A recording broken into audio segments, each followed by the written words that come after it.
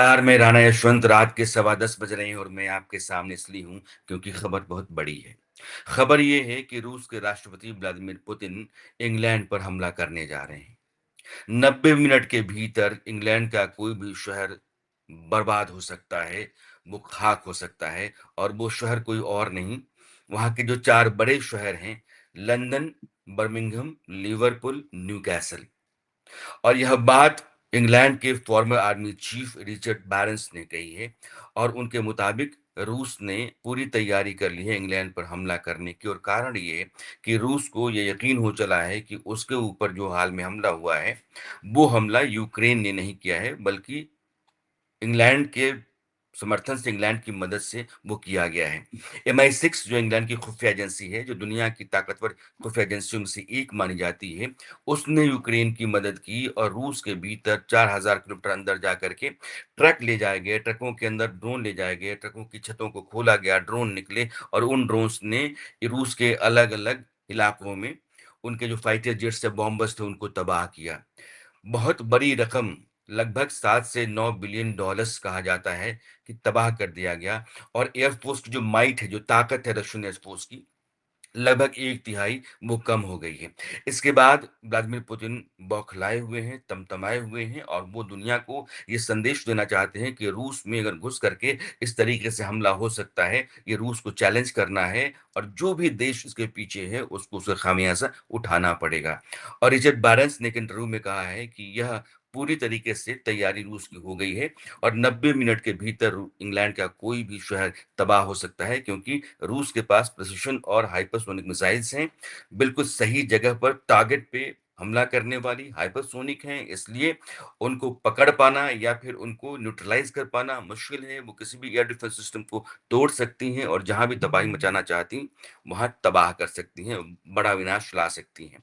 और इसमें उनका कहना ये है कि चीन, जो कि ऐसा मुल्क है कि आज की तारीख में नेटो और रूस के बीच में जंग छिड़ जाती है, तो सबसे अधिक मुनाफ़े में चीन रहेगा और वो रूस के साथ खड़ा होगा, क्योंकि वो चाहेगा कि जंग के हालात बने रहें और जंग के हालात में उसके पास चीज़ें जो होंगी, वो अनुकूल होती चली जाएँगी। एक कमज़ोर माली हालत का अर्थव्यवस्था चीन की कमज़ोर है और वैसे में वो जासूसी के ज़रिए और साइबर अटैक के ज़रिए रूस की मदद कर सकता है। तो एक बड़ा देश चीन जो है रूस के साथ खड़ा हो सकता है और 2 और देशों का उन्होंने ज़िक्र किया है कि ये जो हैं, ये डिसरप्टर्स हैं और ये रीजनल डिसरप्टर्स कहे जाएँगे, लेकिन रूस के साथ खड़ा होते हैं तो मित्र देश जो अमेरिका और ब्रिटेन के हैं, उनके लिए मुसीबत खड़ा कर सकते हैं और ये दोनों हैं ईरान और नॉर्थ कोरिया। यानी कि ईरान, नॉर्थ कोरिया, चीन और रूस, इन 4 देशों का एक अलायंस तैयार हो रहा है और ये अलायंस नेटो देशों के मुकाबले में यूक्रेन के लिए जो देश खड़े हैं, खड़ा होगा, एक बार भयंकर लड़ाई होगी। तो रिचर्ड बैरेंस का कहना ये है कि इंग्लैंड को अभी फौरी तौर पर सबसे ज़रूरी ये है कि युद्ध में सर्वाइव करने के लिए वो अपने लोगों को, अपने शहरों को विनाश से बचा सके, इसकी खातिर पूरी तैयारी करनी पड़ेगी। उसका जो एयर डिफेंस सिस्टम है, लड़ने के जो साज़ो-सामान हैं, जो हथियार हैं, वो और साथ-साथ टेक्नोलॉजी, क्योंकि आज की तारीख में टेक्नोलॉजी जो है, वो बहुत बड़ा रोल अदा कर रही है। इसलिए एआई और बाकी तकनीक जो हैं, वो लड़ाई में, जंग में बहुत कारगर हैं। सिर्फ़ आपके पास फ़ोर्स कितनी है, आर्म्स क्या है, म्यूनिशन क्या है, वॉरशिप्स कितनी हैं, फाइटर जेट्स कितने हैं और न्यूक्लियर वेपन्स कितना है, इससे तय नहीं होता है। तय इससे होता है कि आपने उनके इस्तेमाल के लिए टेक्नोलॉजी का क्या इस्तेमाल किया है, किस तरह के टेक्नोलॉजी का इस्तेमाल किया है। तो जो अल्ट्रा मॉडर्न टेक्नोलॉजी है, एआई का जिस तरीके से इस्तेमाल हो रहा है, उसमें ब्रिटेन को अपने आप को बहुत शार्पन करना होगा, उसको अपनी ताकत, हैसियत बढ़ानी पड़ेगी इस लिहाज से। और ये खतरा जो है बहुत तेज़ी से मंडरा रहा है। तो डिफेंस सेक्रेटरी जो जॉन हीली हैं, उन्होंने भी इस बात को कहीं न कहीं स्वीकारा है कि इंग्लैंड के ऊपर बड़ा खतरा है। मैं अ, रिचर्ड बैरेंस के इंटरव्यू को उन्होंने सेकंड किया ऐसा नहीं है, लेकिन इंडिपेंडेंटली उन्होंने जो कहा है, क्योंकि वो रक्षा मंत्री हैं ब्रिटेन के, और वो कह रहे हैं कि ब्रिटेन के ऊपर खतरा है और ब्रिटेन को अपने सर्वाइवल के लिए जितनी भी ज़रूरी चीज़ें बंदोबस्त के तौर पर लगती हैं, वो करना है और कर रहे हैं। एक लॉर्ड डानट हैं, ये भी फॉर्मर आर्मी चीफ हैं, ब्रिटेन के ही हैं और लॉर्ड डानट का कहना ये है कि सेना को जो आधुनिक ज़रूरतों के मुताबिक ताकतवर करने की बात है, वो ब्रिटेन के लिए आज की तारीख में इनएविटेबल है। आपको करना ही करना पड़ेगा और खतरा जो है आपके पास है। और रिचर्ड बैरन्स कह रहे हैं कि ये जो क्रूज़ मिसाइलें हैं, जो हाइपरसोनिक हैं, बड़ी तबाही के साथ आ सकती हैं, वो रूस के पास हैं और 90 मिनट्स, 1.5 घंटे का फ़ासला है।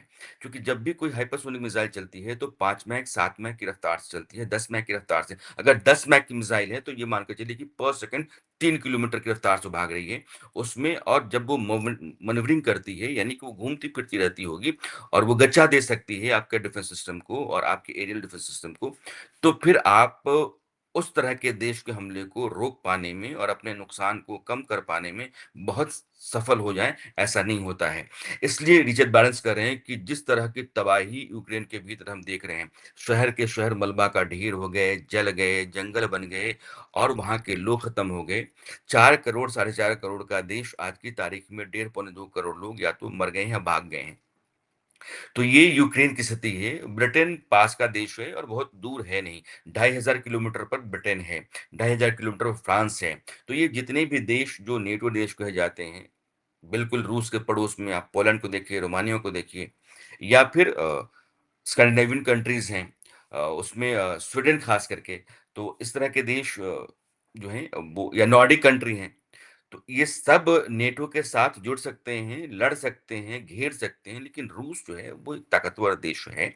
उसके पास मिसाइलें बेइंतहा हैं और अभी पुतिन को ये बताना है दुनिया को कि मेरे घर में घुस करके इस तरीके से हमला करने की ज़रूरत यूक्रेन को 3 साल में नहीं हुई और अब अगर उसने ऐसा करके वाहवाही मोली है और हमको आँखें दिखाई हैं या फिर सीना चौड़ा करके मेरे ऊपर उठा के मार रहा है, तो ऐसा मैं होने नहीं दूँगा, बल्कि मैं इतना तबाही ला दूँगा कि आगे से कोई भी आदमी ये रूस के खिलाफ खड़ा होकर के यूक्रेन का मदद करने की हिम्मत नहीं करेगा। और यह बात चूँकि ब्रिटेन के बहुत बड़े फॉर्मर जनरल हैं रिचर्ड बैरन्स, वो कह रहे हैं, लिहाज़ा मैंने सोचा कि मैं आपको ये खबर बता करके इससे वाकिफ़ कराऊँ और यह मानकर चलिए कि दुनिया एक बड़ी तबाही के मुहाने पर है। किसी भी कीमत पर पुतिन यह बर्दाश्त नहीं कर सकते हैं कि 4000 किलोमीटर अंदर घुस करके और उनके तमाम फाइटर जेट्स और बॉम्बर्स तबाह कर दिए जाएँ और यूक्रेन का राष्ट्रपति ये कहे कि शाबाश! शानदार! बेहतरीन! उसके बाद आज क्रीमिया के पुल पर हमला हो गया। क्रीमिया कभी यूक्रेन का हिस्सा हुआ करता था, लेकिन क्रीमिया पर कब्ज़ा रूस का है और वो समंदर के भीतर है, तो मेनलैंड से पुल के ज़रिए उसको जोड़ा जाता है। उस पुल के ऊपर भी यूक्रेन ने आज हमला किया है ताकि रूस का कनेक्ट उसके साथ टूटे। और ये जो हमले हैं, ये पुतिन के लिए बड़ा ज़ख्म है और वो ऐसे नेता हैं, जो कभी भी तेवर, तीखापन, हमला रोक करके नहीं बैठ सकते हैं, वो जवाब देंगे। और काउंटडाउन ऑन है और बहुत संभव है कि ब्रिटेन के ऊपर कभी भी हमला हो जाए और हमला बहुत भयानक होगा, बहुत तेज़ होगा, बहुत विनाशकारी होगा और जिस शहर को भी चुना जाएगा, वो शहर लगभग खत्म हो जाएगा। इसलिए ब्रिटेन में हड़कंप है और ब्रिटेन की सरकार भी लगातार बंदोबस्त में लगी हुई है, अपनी सेना को चौकस कर रही है। वो चाहती है कि उसके पास भी न्यूक्लियर वॉरहेड कैरी करने वाले F-35 की तरह के विमान आ जाएँ। अमेरिका के साथ संपर्क में वहाँ की सरकार है और वो अपनी माँग रखे हुए है। तैयारी नेटो कंट्रीज़ की है, लेकिन ब्रिटेन चूँकि पहला टारगेट हो सकता है, इसलिए ब्रिटेन अपने को बचाने और अपनी सुरक्षा के लिए अपने दोस्त देशों को खड़ा करके अपनी चीज़ों को महफूज़ या सुरक्षा के दायरे में लाने की हर मुमकिन कोशिश कर रहा है। लेकिन खबर मैंने इसीलिए रात के सवा 10 बजे आपसे शेयर की है कि ये एक गंभीर स्थिति बन रही है और दुनिया थर्ड वर्ल्ड वॉर की तरफ जा रही है। क्योंकि जैसे ब्रिटेन के ऊपर हमला होगा, नेटो कंट्रीज़ खड़ा होंगे और चाइना, रूस, ईरान, नॉर्थ कोरिया जैसे देशों का एक अलायंस दिखाई पड़ेगा और एक नेटो कंट्रीज़ का और ये भयानक होगा। और ये फिर युद्ध होगा तो दुनिया को बहुत नुकसान होगा और एक बड़ा दौर मंदी का चलेगा।